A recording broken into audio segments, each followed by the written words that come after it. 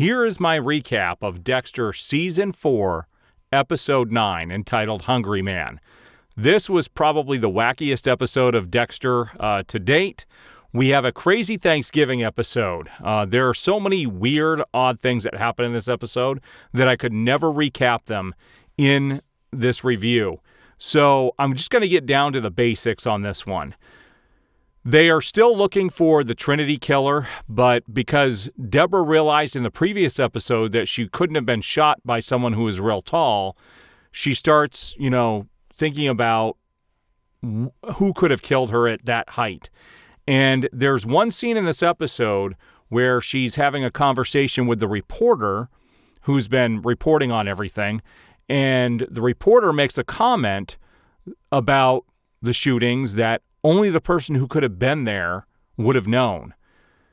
She brings this information to Quinn towards the end of the episode, and Quinn is spending Thanksgiving with the reporter, and she ends up asking Quinn, did you ever tell her any of this? Did those files ever leave the police department?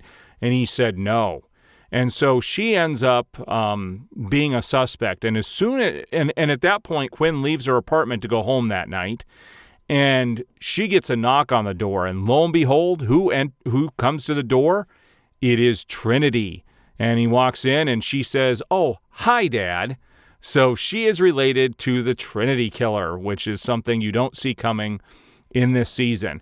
This is going to raise a lot of questions. Now, this episode gets crazy because we really find out what is going on with Trinity's family. Dexter ends up going over there. Well, at the beginning of the episode, Dexter is over there, and Trinity has an argument with his son about his car, so his son drives off. Dexter follows him to make sure he's okay, finds the kid beating on the car with a bat. That's when Dexter ends up calming him down. His son says, our family is not what it seems to be. Dad is somewhat crazy. He hurts us, all kinds of stuff. If you come spend Thanksgiving with us, he might not do some of these things. So Dexter says, all right, I'll come over. Well, he gets there before the son ever shows up and spends this crazy Thanksgiving with them. It is insane. During this, you find out that the 15-year-old tries to hit on Dexter in an effort for Dexter to take her away to live with him, which is way out of left field. Dexter goes into her bedroom and sees that there's locks on the window, the door.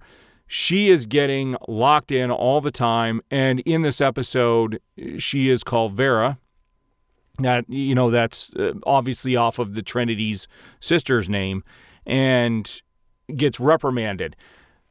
The son is watching a football game with his dad, and Trinity breaks his finger after one of the plays and tells him that's for the windshield on the car. He obviously knows that his son actually did the damage to the vehicle.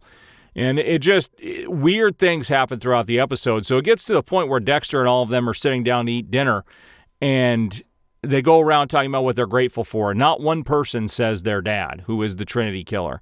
And he gets irate. And the son finally just breaks down and starts breaks Vera's vase that had her remains in it, telling you this is all a facade. We know you're a killer, throwing things across the room. And that's when Dexter takes his belt, puts it around his neck, drags him into another room and puts a knife to him and says, I should have killed you when I had the chance. The family runs in. The father acts like, Trinity acts like he's been assaulted and kind of cowers, and that's when Dexter leaves to go home and spend Thanksgiving with his family. So there's some weird stuff going on. That family is severely messed up, and in fact, they get over to Dexter gets to his house, and they decide to have, the dinner. Masuka's there. We've got Deborah there. We've got one of the neighbors is there, and that's one thing I haven't gotten into over the last couple of episodes. There's a male neighbor who has been helping prepare for Thanksgiving with Rita and actually kissed her in this episode, and she didn't care for that. She pushed him away and said, I had Dexter, and he's like, what, the guy who's never here? At the same time, Cody lost a ball, went up on top of the shed that Dexter had, fell through the top, went down, he fell through, and Dexter freaked out and said, is the air conditioner okay? All this other stuff. And so he rushes home. That's one of the reasons why he leaves the Trinity Killer's house and gets home and is completely different than the Trinity Killer. Realizes he's nothing like him. He cares for his kids. He wants the best for them. They actually love him. And they start to go around the room talking about what they're thankful for. And Dexter is like, no, we're not going to do that. And that's when Cody says, I'm thankful for Dexter. And it made him feel good inside. So we're finding that Dexter's more human and more of a family man than he might think than he might think he is. That's pretty much all that went on in this episode. We're going to see where this goes. We've got 3 episodes left in this season, and it's going to get into high gear. And again, we've got this, to me, is the most memorable season of Dexter. It's going to get crazy here in these last 3 episodes. So there's some big revelations in the last couple of episodes. How Trinity came to be, that he's got a daughter that's not related to his current family. So we're going to see some interesting stuff coming up in these last 3 episodes. If you like the video, please hit the like button, subscribe, hit that notification bell, and you will be notified as new videos go up.